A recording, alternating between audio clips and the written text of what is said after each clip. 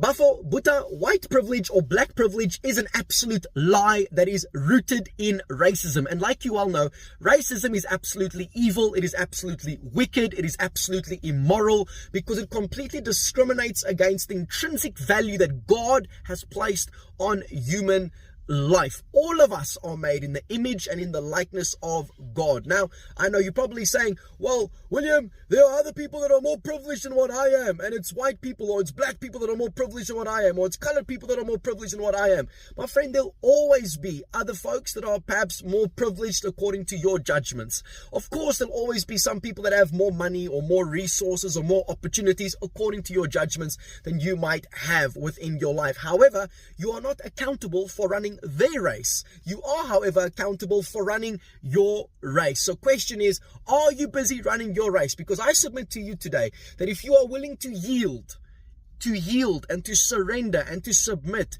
to Jesus Christ and the process that he has for your life, if you are willing to work hard at the right thing, not just work hard, but to work hard at the right thing, you'll be shocked what can begin to happen within your life. Because again, you do what you can from your side, leave the rest up to God, for God is able to take a nobody, turn them into a somebody in front of everybody without consulting anybody. Anything is possible unto him who believes.